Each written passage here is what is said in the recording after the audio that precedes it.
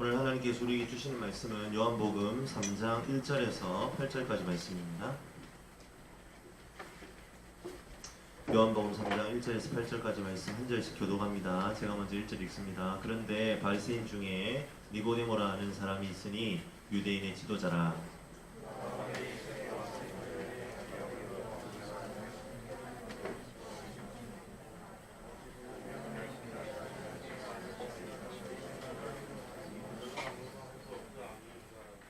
예수께서 대답하여 이르시되 진실로 진실로 내게 이르노니 사람이 거듭나지 아니하면 하나님의 나라를 볼 수 없느니라.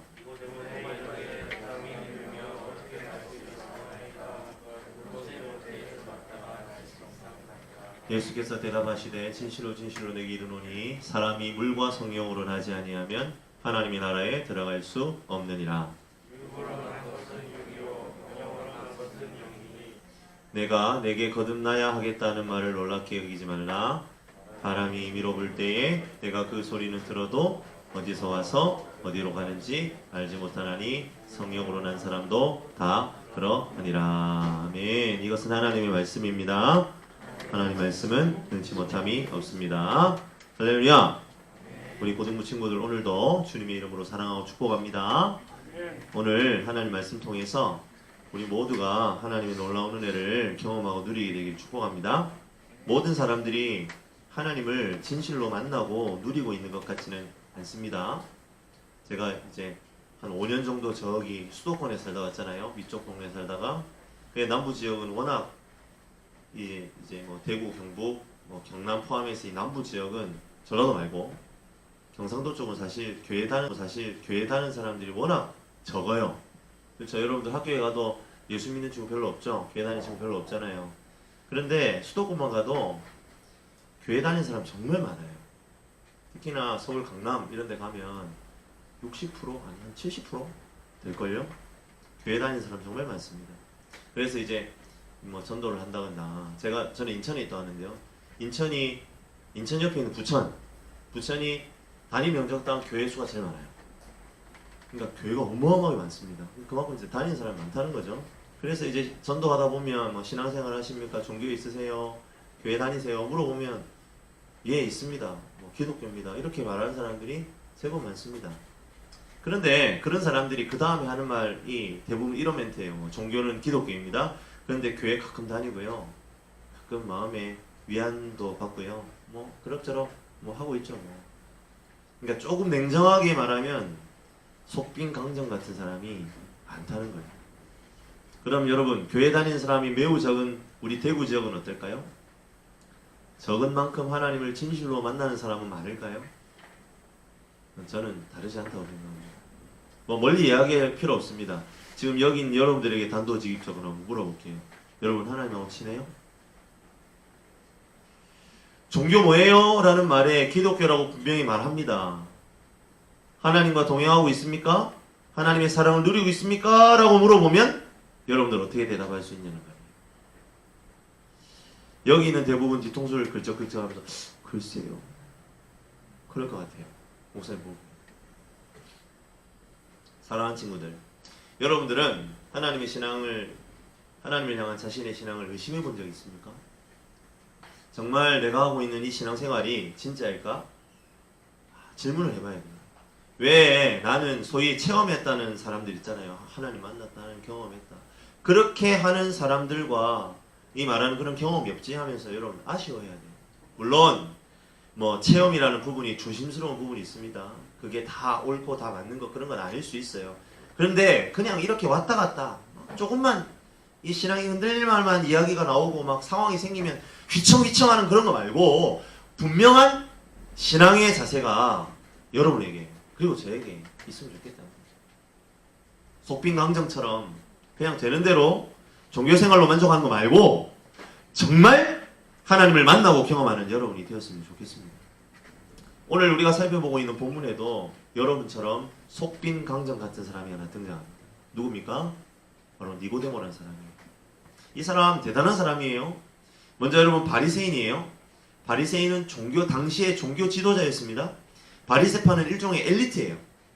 이 사람들은 성경에 정통하고 율법에 정통했어요. 성경을 따라 살려고 몸부림치고 모범적이고 윤리적이고 소수였습니다. 니고데모도 당시에 존경받는 그런 유대 지도자 중에 한 사람이었겠죠. 겉으로 보기 어떻습니까? 멀쩡했습니다.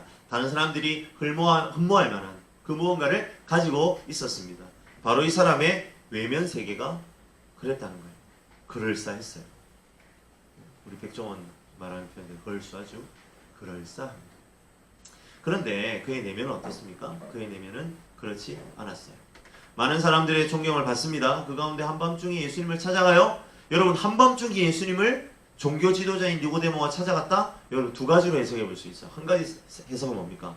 나이도 많고 유력한 니고데모 같은 지도자가 유대인 지도자가 아주 새파랗게 젊은 예수님한테 젊은 지도자인 예수를 찾아가는 게 어떤 일일까요? 창피한 일일 수 있어요. 그래서 밤에 갔다라는 그런 해석이 있을 수 있죠. 그리고 또 어떤 해석이 있냐면 당시에 유대인 지도자들이 랍비가 뭔가 궁금한 것이 있어서 누구에게 찾아가서 물을 때는 밤에 찾아가는 전통이 있었다라는 그런 견해도 있습니다. 여러분, 뭐 이쪽이든 저쪽이든 중요한 건 뭡니까? 니고데모의 마음속에 뭔가 텅 빈 게 있었다는 거예요. 내면에 공허함이 있었다는 겁니다. 그의 겉은 괜찮아 보였습니다. 그런데 그 내면은 뭔가 비어있고 그래서 뭔가 채워지지 않으면 안 되는 그 뭔가 문제를 가지고 있는 거예요. 그러니까 새파랗게 젊은 예수님을 찾아간 거죠. 그렇지 않다면 예수님 찾아갈 이유가 없습니다. 그리고 오늘 니고데모의 내면 세계를 확인할 수 있는 정확한 단서가 하나 더 있습니다. 우리 3장 2절 같이 한번 한 목소리로 읽어보겠습니다. 3절까지 읽어볼게요. 2절부터 같이 읽습니다. 시작! 내가 밤에 예수께 와서 이르되 같이 읽습니다. 랍비여, 우리가 당신은 하나님께로부터 오신 선생인 줄 아나이다. 하나님이 함께 하시지 아니하면 당신이 행하시는 이 표적을 아무도 할 수 없음이니이다. 예수께서 대답하여 이르시되 진실로 진실로 내가 이르노니 사람이 거듭나지 아니하면 하나님의 나라를 볼 수 없느니라. 여러분, 성경에서 처음 등장해서 오늘날까지 여러 분야에서 적용되다 보니까 이 단어 거듭난다, 새로 태어난다, 다시 태어난다라는 이 표현이 여러분 되게 일반적으로 느껴지지만 사실 여러분 오늘 예수님께서 거듭나지 아니하면 다시 태어나지 아니하면이라는 이 표현은요 상당히 의미심장한 표현입니다. 여러분, 사실 니고데모는요 지금 예수님을 처음 만난 거거든요. 그래서 처음 만나가지고 랍비여, 당신은 정말 하나님이 보내신 선생님이 맞는 것 같아요. 만약 하나님 없이는 당신이 이런 표적을 할 수가 없어요. 이렇게 말하자마자 예수님이 뭐 동문서답처럼 무슨 선문답처럼 이렇게 얘기한 거예요. 사람이 거듭나지 않으면 하나님의 나라를 볼 수 없다. 이거 이상한 얘기 하시는 거예요. 그러니까 니고데모가 너무 당황할 수밖에 없죠. 니고데모는 분명히 당신이 하나님으로부터 온 사람이 아니면은 당신 그런 표적 이룰 수 없습니다 하는데 예수님은 갑자기 뭐 거듭남에 대해서 이야기를 다시 태어나는 거에 대해서 이야기한다고. 여러분, 세상 사람들이 정치권이나 뭐 이런 거죠. 요즘에 지금 어떤 모 당이 우리가 잘못했습니다, 다시 태어나겠습니다, 막 이런 표현 쓰잖아요. 그런 예로 막 신문에도 많이 나오고 하다 보니까 이 다시 태어난다는 표현이 세상 사람들이 먼저 사용한 것 같지만 여러분 사실은 이 다시 태어난다 이거는 성경적인 용어예요. 그래서 뭐 세상 사람들이 이 단어를 뜰 때는 뭐 정신적인 각성, 뭐 새로운 마음을 얻는 건 뭐 요 정도 수준으로 착각하지만 여러분, 사랑하는 고등부 친구들, 다시 태어난다, 거듭난다는 건요 그런 수준의 의미가 아니에요. 그 뒤에서 좀 더 이 얘기는 해보고요. 하여튼 그렇지 않으면 하나님의 나라를 볼 수 없습니다. 예수님께서 그렇게 얘기했잖아요. 니고데모한테. 야, 너 거듭나지 않으면, 당신 거듭나지 않으면 하나님 나라를 볼 수 없습니다. 여러분, 이 말은요 이 바리새인들한테는 또 상당히 불편한 얘기예요. 왜냐하면 바리새인들은 바리새인이 되는 순간부터 뭐에 대한 얘기를 하냐? 하나님 나라에 대한 이야기예요. 하나님 나라에 대해서 공부합니다. 눈만 뜨면 하나님 나라를 반복해서 가르치고 배우고, 그들의 전공 과목이 뭐다? 하나님 나라. 그런데 예수님이 뭐라고 하는 거예요? 야, 너는 하나님 나라 볼 수 없대요. 뭐 하지 않으면? 태어나지 않으면, 다시 태어나지 않으면, 거듭나지 않으면, 다시 태어나지 않으면 넌 하나님 나라 볼 수 없다. 다시 태어난다라는 표현까지 쓰면서 니고데모한테 당신 하나님 나라 못 봐요, 이렇게 얘기하니까 여러분, 자기가 바리새인이고 자기가 하나님 나라에 대해서 계속 그렇게 가르치고 배웠는데 모른다니, 여러분 충격이겠어요? 아니겠어요? 엄청난 충격이죠. 니고데모는 다시 태어나는 것이 뭔지 몰랐어요. 왜요? 당황했잖아. 하면서 보세요. 여기 있잖아요. 4절에 보세요. 사람이 늙으면 어떻게 날 수 있습니까? 이런 얘기하는 거 보니까 이 사람 다시 태어난 게 뭔지를 모르는 거예요. 두 번째 엄마 뱃속에 있다는 말입니까? 이렇게 막 엉뚱하게 질문하잖아요.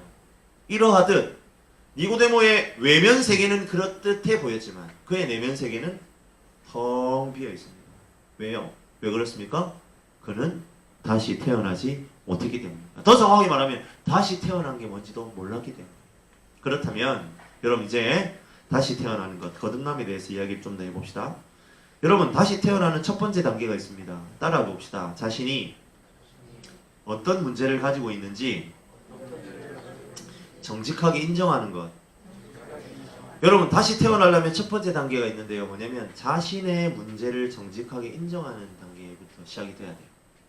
여러분 외면만 보면 저나 여러분이나 물론 제가 조금 더 낫지만 여러분 별 문제 없어요. 우리 눈, 코, 입 다 달려있고 키도 어느 정도 이 정도면 괜찮고 여러분 살아가는데 지장 없고 배 안 고프고 괜찮아요. 겉으로는 괜찮아 보입니다. 멀쩡해요. 아무렇지 않습니다. 니고데모도 그랬습니다. 그런데 내면 세계가 그렇지 않잖아요. 우리는 초연하게 살고 싶지만 주변의 환경으로 인해서 우울감과 열등감과 괴로운 때가 많아요. 여러분 혼자 있는 시간에 스스로 무가치하다가 아유 내가 왜 그랬을까? 내가 왜 이럴까? 이 아무 의미도 없는 이상 내가 왜 살아야 되나? 여러분 그렇게 생각할 때 많잖아요. 여러분들 그렇지 않나요? 저는 그런 생각 들 때가 참 많아요. 자족하고 싶어요. 그냥 홀로 만족하고 싶은데요. 여러분 잘 안 돼요. 잘 안 될 때가 더 많아요. 왜 그렇습니까? 내면의 세계가 비어있기 때문입니다. 여러분 신앙생활 마찬가지예요. 우리는 진실되게 신앙인답게 살고 싶어요. 근데 자꾸 거짓말 반복하면서 심지어 자기 스스로까지 속이고 살아요. 거짓말로 스스로를 세뇌시키는 능력을 가진 게 바로 우리의 자화상 아닙니까? 여러분 관계 차원에서도 한번 생각해 볼까요? 내면의 열등감과 우울감, 외로움 이런 거짓 때문에 우리는 다른 사람하고 관계를 맺고 싶지만 다른 사람과 여러 가지 관계를 통해서 오히려 더 고통을 겪을 때가 많아요. 여러분 기사에 보면 신문기사에 보면 흉악범들, 막 살인범들 그런 사람들 있잖아요. 근데 여러분 그런 사람들이 가만히 이렇게 들여다보면 아 그런 환경에 빠질 수밖에 없었겠구나라는 그런 환경이 눈에 들어올 때가 많죠. 여러분 처음부터 그 사람들이 그랬던 건 아니잖아요. 사랑하고 사랑받아야 할 관계가 깨어지면서 상처가 생기고 다치게 되고 그런 것들이 자꾸 반복되다 보니까 그런 신문에 등장하는 괴물들이 되어간 거예요. 여러분 저와 여러분은 다를 것 같아요. 어쩌면 지금 이 설교를 듣고 있는 여러분들도 관계의 문제, 여러 가지 문제로 고통을 겪고 있는지도 모르겠습니다. 정당하게 사랑받아야 하고 지원받아야 할 부모에게서 오히려 쓰라린 고통을 경험하고 있는 친구들도 있을 수 있습니다. 우리는 내면의 고통을 아무렇지 않은 척 삼키면서 그냥 살아가요. 각종 외부 조건들을 바꿔가면서 내일은 신발을 한번 바꿔볼까? 내일은 쇼핑을 가서 옷을 한번 새로 한번 사볼까? 화장품이 요즘 내 피부에 안 맞는 것 같아. 화장품을 바꿔볼까? 새로 나온 스마트폰이 있는데 스마트폰을 한번 바꿔볼까? 그렇게 더 좋은 것으로 바꾸면 괜찮을 것처럼 그냥 살아가요. 그리고 그런 게 없어서 내 삶이 엉망이다라고 스스로 자기에게 거짓말을 해보기도 합니다. 하지만 여러분 결국 어때요? 해결이 될까요? 안 될까요? 해결되지 않습니다. 내 내면에 공허한 말이에요. 왜 그렇죠? 왜 해결되지 않죠? 우리가 직면해야 할 것을 직면하지 않기 때문에. 무엇과 직면해야 합니까? 종말을 직면해야 됩니다. 죄로 인해 외면은 살아있는 것처럼 보이지만 내면은 완전히 사망에 이른 우리의 영혼과 직면해야 합니다. 육체적으로도 미래는 결국 늙어가다가 결국에는 죽음을 맞이하겠지요? 그러한 내 현실과 직면해야 됩니다. 인간이 하나님을 떠났기 때문에 살아도 우리는 죽음을 맛볼 수밖에 없어요. 그리고 결국은 피할 수 없는 죽음을 경험합니다. 하나님은 원래 하나님과 인간이 정말 친밀한 관계를 맺도록 우리 인간을 창조하시고 만드셨거든요. 하나님과 개인적인 관계를 누릴 때에 우리의 정서가 안정되고 건강해지고 사회적인 관계도 튼튼해지고 하나님 원래는 그렇게 창조하셨어요. 그리고 그 중심에는 누구와의 관계? 하나님과의 관계가 있는 거예요. 그런데 그 우리의 모든 삶의 중심인 하나님과의 관계가 어떻게 됐어요? 죄 때문에 깨어졌어요.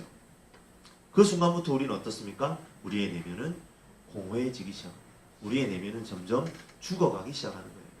그래서 여러분 다시 태어난다는 건 여러분 5절 말씀대로 5절 짜잔 5절 말씀처럼 성령이 오셔서 우리를 다시 태어나게 하는 것은요 여러분 매우 신비한 경험인데 자신의 현 상태를 직시한다는 전제가 필요하다는 거예요. 예수님께서 말씀하시잖아요. 물과 성령으로 나지 아니하면 다시 태어나지 않으면 우리 하나님 나라 들어갈 수 없어요.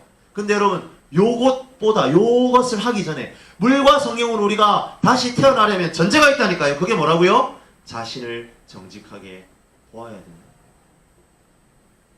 자기 내면의 세계를 솔직하게 열어야 됩니다. 자신의 내면의 세계를 돌아봤는데 문제가 없다면 하나님 믿을 필요 없죠. 하나님 없어도 잘 살 사람이에요. 근데 여러분 문제는 어떻습니까? 우리가 자기 스스로 그 내면 세계와 직면하는 게 너무나 어렵다는 거예요. 내면의 외로움, 공허함, 답답함 있으면서도 뭐 어차피 뭐 사는 게 다 그렇지 뭐. 다른 사람은 뭐 안 그런가? 오늘 그냥 술이나 먹고 있자. 이러면서 그냥 내면이 끊임없이 야 너 겉만 번지르르 하잖아. 야 너 이대로 가면 큰일 난다니까 라는 내면의 목소리를 잠재워버려요. 우리의 외면이 자꾸만 우리의 내면의 소리를 잠재웁니다.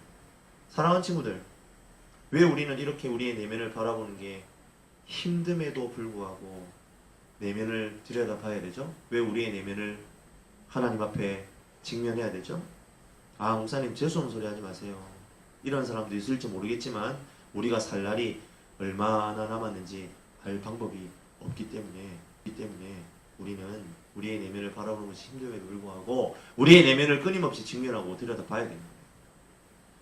뭐 좀 성숙한 사람 이렇게 말할지 몰라요. 그래요. 뭐 죽은 다음에 어떻게 될지 모르니까 지금의 삶에 충실할게요. 뭐 요 정도로 반응할지 모르겠는데 여러분 그 정도 반응도요. 여러분 사실은 그게 진짜 내 내면하고 직면한 게 아니라니까요.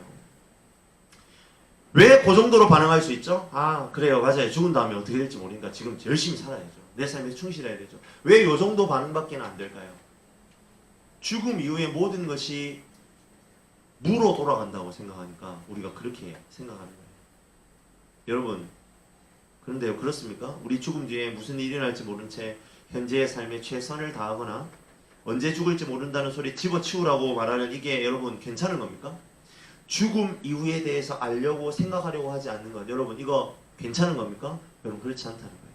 성경이 분명하게 이야기하고 있거든요. 죽음 다음에는 무가 아니에요.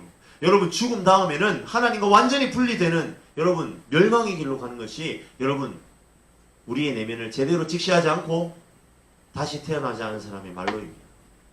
반대로 우리는 그 사실을 직시하려고 들지 않지요. 그러다가 사랑하는 사람이라도 세상을 떠나면 이제 그제야 좀 죽음을 직시하는 것처럼 보이기도 합니다. 그런 일이 있지 않고서는 우리의 내면에 있는 그 죽음의 그림자를 직면하지 않고 그냥 지나가요. 그냥 넘어가요.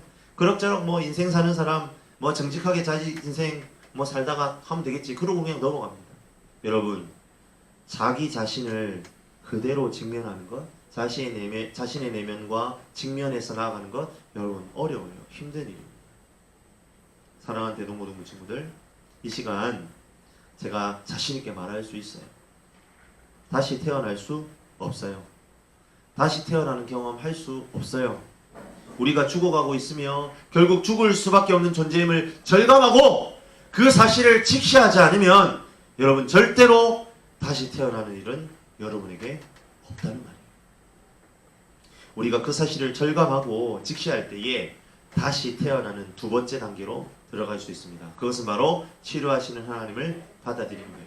자, 내가 내 자신의 내면을 직면했습니다. 그리고 나서는 우리가 어떻게 되는 거예요? 치료하시는 하나님을 받아들일 수 있는 거예요.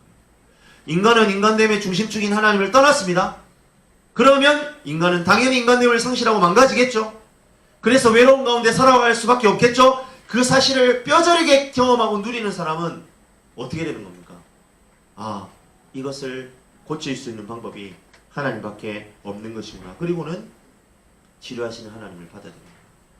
여러분, 하나님과 단절되어서 우리가 외로움에 빠지고 공허함에 빠지고 영원한 죽음의 상태로 갈 수밖에 없는 것은요, 여러분, 하나님의 정의예요. 하나님의 정의. 하나님께서 우주를 다스리는 원리 때문에 인간이 그럴 수밖에 없어요. 하나님 그렇게 원칙을 정해 놓으셨어요. 너희는 나를 떠나면 고통 가운데 살다가 결국 죽을 수밖에 없어. 이게 하나님의 정의입니다. 만약 하나님의 정의만 우리의 삶 가운데 존재한다면 우리는 어떻게 될까요? 우리는 못 살아남는 거죠. 우리는 그냥 이렇게 살다 죽어야죠.